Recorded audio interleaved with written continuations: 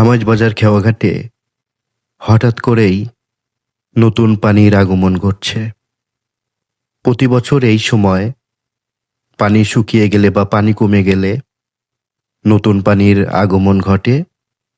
সেটা জোলা দিয়ে ঝর্ণার পানি হোক, অথবা বর্ষার পানি হোক, অথবা এমনিতেই নদীতে ভরাট করার যে পানি, সেই পানিই হোক। বিষয়টা হলো, পুরাতনের পরে নতুনদের আগমন ঘটে এবং সব কিছুই একটা সময় নতুন হয়ে যায়। যেমন গাছের ডালপালা একটা সময় শুকিয়ে যায়, ঝরে যায়, এবং তারপরে নতুনদের আগমন ঘটে। নতুন পাতা, নতুন ডাল, নতুন কুশি। তেমনি আমাদের জীবনও এমন। আমরা ধীরে ধীরে বড় হচ্ছি এবং একটা সময় আমাদেরও ঝরে যেতে হবে।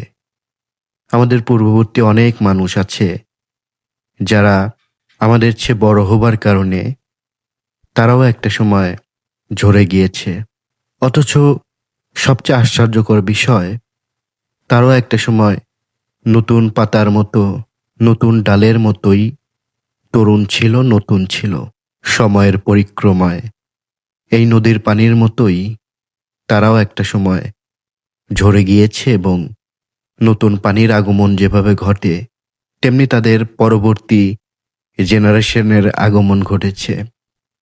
যেমন আমার অনেক পূর্ববর্তী মানুষ আছে। আমার নানা মারা গিয়েছে, আমার দাদি মারা গিয়েছে, আমার জ্যাঠারা মারা গিয়েছে। সময়ের পরিক্রমায় একদিন আমিও মারা যাব, নতুনদের জায়গা করে দিব। এটাই হচ্ছে রিয়েলিটি, এটাই হচ্ছে বাস্তবতা। তো সব কিছুই একই সুতোয় গাঁথা। মানুষ, পানি, গাছপালা, সবকিছুই, পশু পাখি, সবকিছুই একই চক্রের গাথা। নতুন আসবে এবং সেটা একটা সময় পুরাতন হবে এবং সেটা শেষ হয়ে যাবে, বিলীন হয়ে যাবে। নতুনদের জায়গা করে দিতে হবে।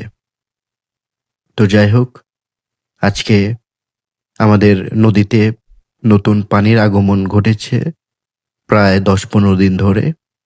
সবার অনেক কিউরিওসিটি, এই পানিটা কিসের পানি। অনেকেই বলছে এটা ঝর্ণার পানি। তো যাই হোক, সবাই ভালো থাকবেন। Thank you so much.